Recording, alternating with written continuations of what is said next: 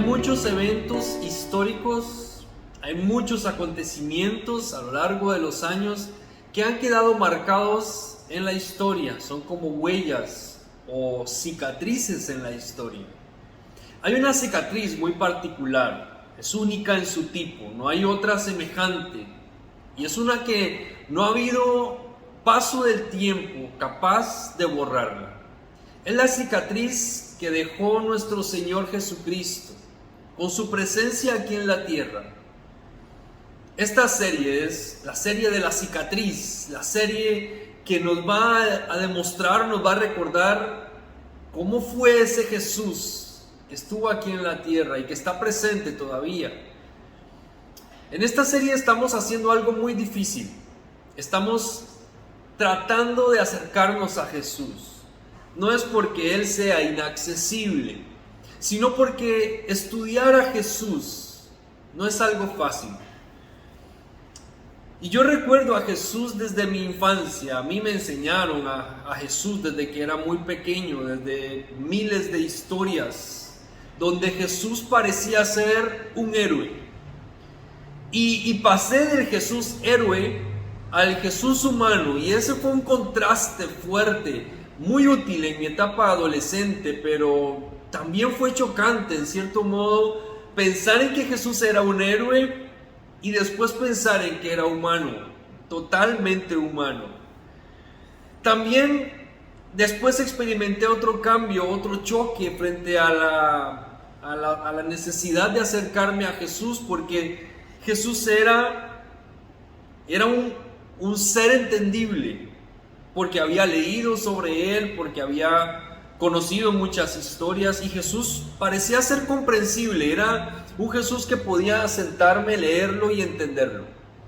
Y pasé entonces al Jesús indómito, al Jesús salvaje, al Jesús indomable, al Jesús que carecía de toda lógica humana dentro de mi concepción de lo que podía ser un Dios. Ese Jesús es el que vamos a estudiar. Es difícil estudiar a Jesús, le voy a decir por qué. Porque si fuera fácil estudiar a Jesús, entonces no sería Dios. Y ese es justamente el primer rasgo de Jesús que quisiera que tocáramos en esta serie. Vamos a verla en 5 características de Jesús y vamos a ver diferentes aspectos de Él. Pero vamos a centrarnos hoy en este Jesús que es Dios. ¿Por qué es importante para nuestra fe? ¿Por qué es importante para todo cristiano creer que Jesús es Dios? ¿Qué diferencia hace el creer que es Dios o que no lo es? ¿Cómo podemos acercarnos a un Jesús que es Dios? ¿Cómo lo estudiamos? Este es el dilema de la teología, porque ¿cómo podemos estudiar a Dios si Dios es nuestro objeto de estudio o nuestro sujeto de estudio? Y para estudiar a alguien o a algo tenemos que poder controlar las variables. Sin embargo, no podemos controlar a Dios. No podemos poner a Dios dentro de un laboratorio, dentro de 4 paredes, observarlo, analizarlo una y otra vez, repetidas veces frente al mismo escenario que nosotros podamos controlar. Dios es incontrolable. ¿Y cómo estudiamos al incontrolable? ¿Cómo tomamos a Dios si ni siquiera lo podemos agarrar para estudiarlo? Porque ese es el gran dilema que tenemos al estudiar a Dios, que sigue siendo Dios. Por eso es Dios, porque no se sujeta, no se somete a nuestros caprichos humanos de estudio o caprichos intelectuales. Es Dios a quien queremos estudiar, pero ¿cómo lo estudiamos? Entonces vamos a tratar de acercarnos a este Dios. Jesús dijo que si queríamos conocer al Padre, teníamos que mirarlo a Él. ¿Por qué era tan importante conocer al Padre? ¿Y qué tenía Jesús que tenía el Padre también? ¿Por qué es tan importante que en nuestra fe cristiana no veamos a Jesús como una parte del Padre o como un aliado del Padre o como una ilustración del Padre, sino que veamos a Jesús como Dios? ¿Por qué tenemos que hacerlo? Vamos a acercarnos a Jesús porque creo que es la mejor manera de conocerle. Quizás no lo podamos estudiar, pero lo podamos conocer porque es una persona, y si caminamos un poco con Él, podemos descubrir quién es y entonces podamos conocerle. Vamos a acercarnos en estas semanas a Jesús y vamos a conocer un poco de Él, o lo vamos a conocer a Él, vamos a pedirle que nos muestre quién es. Si Jesús es Dios, tuvo que haberlo dicho en alguna manera o de alguna forma. Vamos a preguntarle a Jesús si Él es Dios. Y qué curioso que los judíos tenían esta misma duda y se acercaron a preguntarle. Mire lo que dice Juan capítulo 10, versículo 22 en adelante. Yo le invito a que tome su Biblia y lea conmigo este texto bíblico. Es una porción de varios versículos donde los judíos le preguntan a Jesús si Él es Dios, si Él es el Hijo de Dios. En el versículo 22 ocurre esto. Dice: por esos días se celebraba en Jerusalén la fiesta de la dedicación. Vaya prestando atención, era invierno. Y Jesús andaba en el templo por el pórtico de Salomón. Entonces lo rodearon los judíos y le preguntaron: ¿hasta cuándo vas a tenernos en suspenso? Si tú eres el Cristo, dínoslo con franqueza. Ya se lo he dicho a ustedes y no lo creen. Las obras que hago en nombre de mi Padre son las que me acreditan, pero ustedes no creen porque no son de mi rebaño. Mis ovejas oyen mi voz, yo las conozco y ellas me siguen. Yo les doy vida eterna y nunca perecerán, ni nadie podrá arrebatármelas de la mano. Mi Padre, que me las ha dado, es más grande que todos, y de la mano del Padre nadie las puede arrebatar. El Padre y yo somos uno. Una vez más, los judíos tomaron piedras para arrojárselas, pero Jesús les dijo: yo les he mostrado muchas obras irreprochables que proceden del Padre. ¿Por cuál de ellas me quieren apedrear? No te apedreamos por ninguna de ellas, sino por blasfemia, porque tú, siendo hombre, te haces pasar por Dios. ¿Y acaso, respondió Jesús, no está escrito en su ley: yo he dicho que ustedes son dioses? Si Dios llamó dioses a aquellos para quienes vino la palabra, y la escritura no puede ser quebrantada, ¿por qué me acusan de blasfemia a quien el Padre apartó para sí y envió al mundo? ¿Tan solo porque dije yo soy el Hijo de Dios? Si no hago las obras de mi Padre, no me creen. Pero si las hago, aunque no me crean a mí, crean a mis obras, para que sepan y entiendan que el Padre está en mí y que yo estoy en el Padre. Nuevamente intentaron arrestarlo, pero él se les escapó de las manos. Vamos a comprender un poquito este texto bíblico. Y lo primero que vamos a entender es el contexto en el que se da este diálogo. Lo que empieza diciendo el texto es lo que leemos, que esta situación, este diálogo, esta conversación se dio en la fiesta de la dedicación.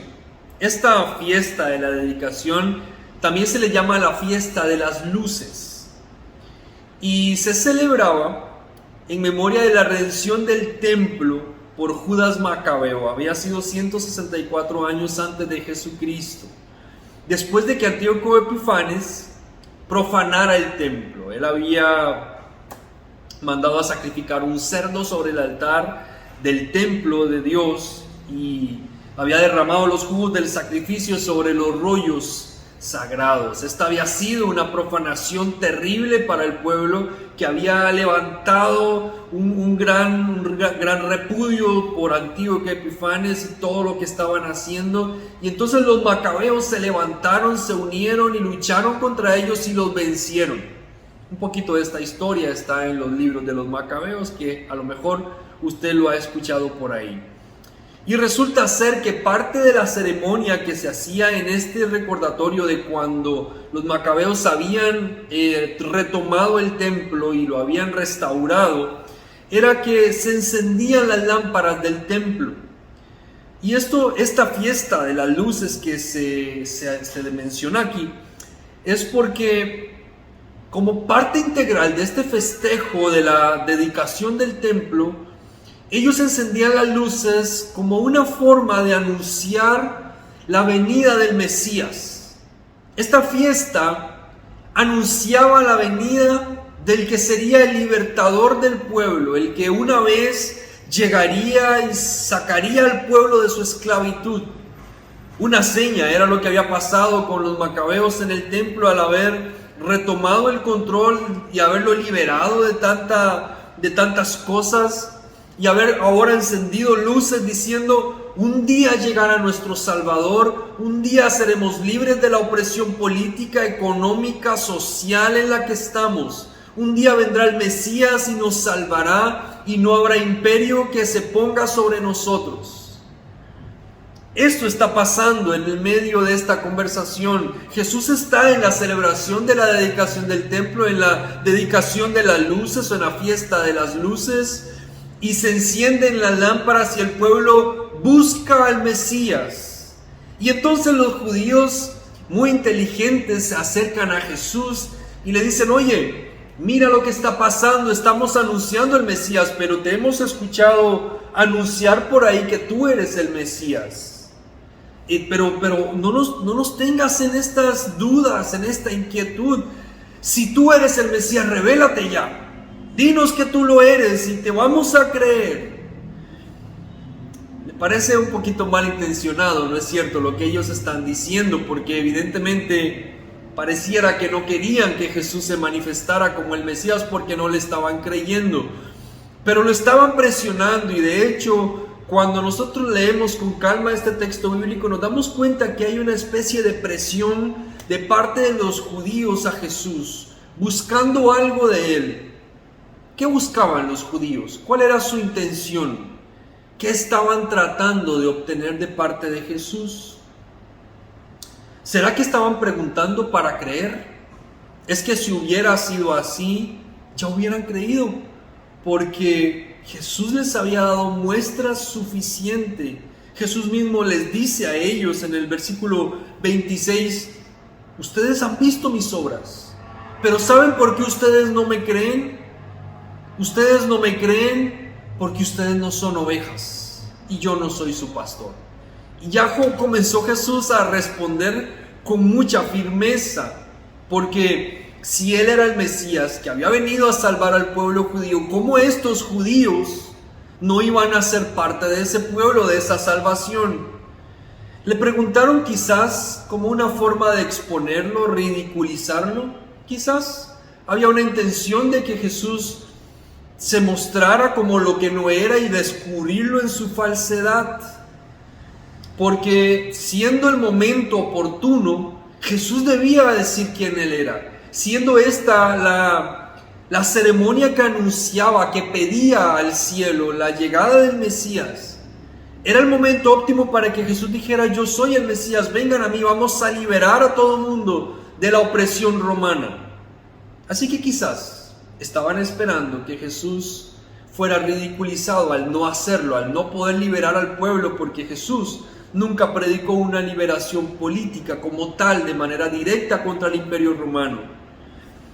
Le preguntaron para acabar con él, para llevarlo preso, y quizás las dos cosas, porque vieron que intentaron apedrearlo y también intentaron llevárselo preso, arrestarlo, pero no hicieron ninguna de las dos. Jesús escapó en ambas situaciones, pero quizás su intención sí era dañar a Jesús en aquel momento. También pienso que podían haberlo confrontado y perseguido insistentemente porque tenían temor y algo de egoísmo dentro de ellos. Porque piénselo bien, en el Imperio Romano había muchos judíos que tenían muchos privilegios.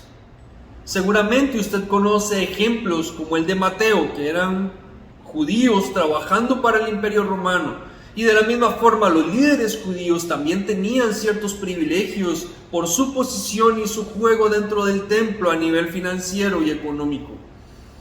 Así que quizás, si Jesús venía a derrocar al imperio romano, los judíos podían tener miedo porque quizás sus privilegios iban a ser cortados. No sabemos a ciencia cierta cuál era el motivo real por el cual ellos se acercaban a Jesús. Pero podemos preguntarnos hoy, ¿cuál es el motivo por el cual nosotros nos acercamos a Jesús? ¿Cuál es el motivo por el que otras personas se acercan a Jesús? No sé si ha notado que en algún momento hay personas que quieren saber sobre Jesús, que quieren cuestionar su deidad, que quieren escudriñar escrituras para saber sobre Él, pero su fin no es realmente aprender de Él o ser cambiados por Él o aceptar a Jesús en tal caso de ser convencidos. Su única intención es burlarse, es despreciar, es desechar o es imponer sus filosofías y demostrar que Jesús no es real. Ahora la pregunta es: ¿con qué finalidad te acercas a Jesús? ¿Cuál es el fin de escuchar un mensaje que hable de Él? ¿Cuál es el fin de saber si Él es Dios? ¿Cuál es tu fin al conocer de Jesús siendo cristiano? ¿Para qué te acercas a Él? ¿Para qué le quieres conocer? ¿Es meramente una acción intelectual? ¿Estás buscando saber de Jesús? ¿Estás buscando probarte algo a ti mismo? ¿Estás intentando convencerte de algo? ¿Cuál es tu fin de acercarte a Jesús? Esta es una pregunta interesante para hacernos en nuestra propia vida. ¿Por qué quieres conocer a Jesús? ¿Cuál es la finalidad de ese descubrimiento? ¿Qué va a pasar cuando descubras quién Él es? ¿Y qué tal si lo que descubres de Jesús no satisface tu curiosidad, no satisface tus intenciones racionales, no va de acuerdo a las filosofías que has aprendido o a los objetivos que te has trazado? ¿Qué tal si Jesús resulta no ser fácil de entender, no ser fácil de analizar, no ser fácil de aceptar? ¿De igual manera quieres conocerlo? Jesús ha dicho que Él es el Mesías. Jesús ha dicho que es uno con el Padre. Jesús ha dicho que sus ovejas lo van a seguir y que Él los llevará a buenos pastos. Pero ¿estás dispuesto a seguir a Jesús? Una vez que lo conozcas y que te acerques a Él, ¿es Jesús a quien vas a seguir? ¿O son tus decisiones todavía por encima de las de Él? Porque ¿cuál es la finalidad con la cual te estás acercando a Jesús hoy en día? Jesús le responde a los judíos y Jesús nos da una respuesta a nosotros también. Jesús hace 3 afirmaciones. Una, Jesús declara que es Dios a través de sus obras. Juan 10:25 dice: las obras que yo hago en nombre de mi Padre son las que dan testimonio de mí. Jesús dice: mira lo que yo hago, son cosas sobrenaturales. Hay un poder que nadie más conoce y está aquí, y lo estoy demostrando. Estoy haciendo cosas sobrenaturales. Mira mis obras, conoce mis obras. En el caso de nosotros, lee sobre Él y mira lo que hizo. Segundo, Jesús declara ser Dios y lo afirma de alguna manera comparándose con el Padre. En el versículo 28 y 29, Jesús dice que a las ovejas nadie las arrebatará de mi mano, dice Él. Y más adelante dice: nadie, hablando de las ovejas, las puede arrebatar de la mano de mi Padre. Jesús está diciendo que si las ovejas están en su mano o están en la mano del Padre, está diciendo lo mismo, es que siguen estando en Él porque Él es el Padre. Y Jesús afirma que Él es Dios de manera directa. En el versículo 30, Jesús declara enfáticamente: el Padre y yo somos uno. Justamente ahí, cuando hizo esta declaración, fue que lo querían apedrear. Pero Jesús se presenta ante nosotros de manera directa. Y Él dice: yo soy el Padre. Si tú crees en Jesús, tienes que creer que Él es el Padre. Tienes que creer que Jesús es Dios. No puedes creer en Jesús o en una parte de Él y rechazar que Él sea Dios. Entonces, ¿por qué es tan importante creer que Jesús es Dios? ¿Por qué es tan importante al punto que Él mismo tuvo que afirmarlo, responderlo, demostrarlo. ¿Por qué Jesús hace ver que es tan importante que Él sea Dios? Se me ocurren algunas razones y las comparto contigo en esta hora.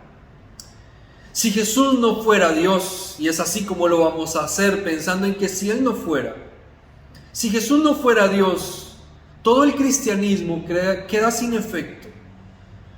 Los dichos de los discípulos, las cartas de Pablo, todo lo que afirmaron acerca de la deidad de Jesús no serviría para nada.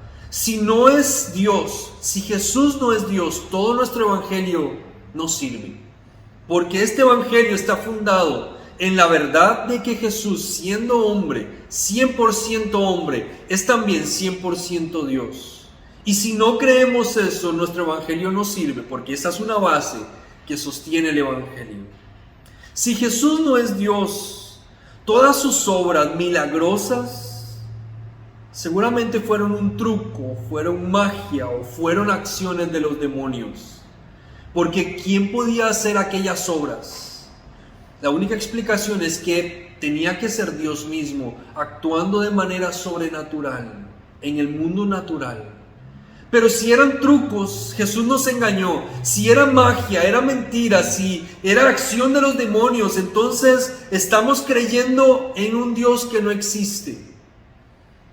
Pero Jesús afirmó que era Dios, no que era magia, no que eran trucos, no que eran demonios, era la acción divina, interviniendo en la realidad del mundo y marcando una cicatriz en el mundo.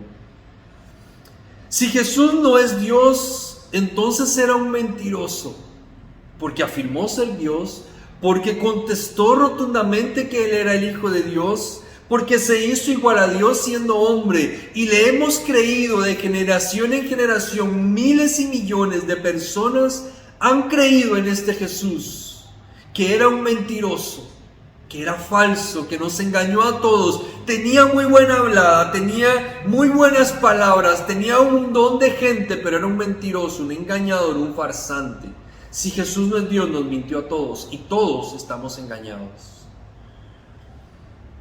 Si Jesús no es Dios, entonces Dios no nos comprende como seres humanos, porque no experimentó la naturaleza humana, porque no fue como uno de nosotros, no estuvo en condición de hombre, que es lo que dice y en lo que está centrado nuestro evangelio, y por lo tanto no puede interceder por nosotros, porque no entiende ni una pizca de lo que nos pasa, no sabe lo que es estar triste, no conoce el dolor, no conoce la angustia, no conoce el luto, no conoce la traición en la carne humana, no sabe de emociones, de enfermedades, de sentimientos, no sabe de amistad, de familia humana, no sabe lo que es el lazo sanguíneo, no sabe nada de lo que es estar en esta tierra y caminar en esta tierra y vivir bajo la presión social, porque nunca fue hombre. Sigue siendo un Dios grandioso que vive en el cielo, que tiene todas las riquezas, que está cómodamente echándose fresco, pero no entiende ni una pizca de lo que es ser un humano en esta tierra. Pero sabes, Jesús afirmó que Él era Dios y que como Dios se hizo hombre y como hombre conoció nuestra realidad humana, y cuando podemos ir a Él a orar, Él entiende perfectamente lo que nos pasa.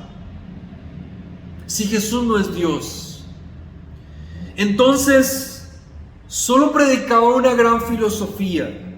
Era un hombre letrado seguramente. Era igual a cualquier gurú del conocimiento, de las ciencias, de la vida, de los sentimientos que estaba en la tierra. Y si era uno más entre todos, entonces sus palabras, su evangelio es simplemente uno más entre muchos. No es la verdad, es una verdad. Si Jesús no es Dios, puedes creerle a cualquiera y cualquier camino te llevará al mismo lugar, porque Jesús es tan bueno o tan malo como todos los demás. Pero si Jesús es Dios, si Él es real, si Él se hizo hombre como lo dijo, entonces no solamente el evangelio tiene sentido y está firmado sobre buenas bases, no solamente es un Dios que tiene poder para hacer milagros, no solamente es un Dios que ha dicho la verdad y la ha sostenido por encima de los que lo creen, no solamente es un Dios que conoce tu naturaleza humana, tu enfermedad y tu dolor, sino que además es el único, el real, el verdadero, es el único camino al Padre, es la única forma de hallar salvación, es el único camino al cielo, es la verdad, el camino, la vida, es el Dios todopoderoso hecho hombre. En Él tenemos que creer. Si Jesús realmente es Dios, necesitas creer en Él. Este es el Jesús Dios, con el que estamos caminando. Y si tú eres hijo de Dios, y si eres cristiano, y si caminas con Jesús, tienes que creer que Él es Dios y es el todopoderoso Dios. ¿Qué más hay en Jesús que tenemos que conocer? Vamos a seguir caminando, vamos a seguirle conociendo. Abre tu corazón y permite que Jesús vaya acercándose a ti, porque una de estas características que lo hace Dios es que ahora mismo, mientras me estás escuchando, Dios, Jesús, el Espíritu Santo está ahí contigo a tu lado y Él te está hablando a tu corazón y te está guiando a toda verdad.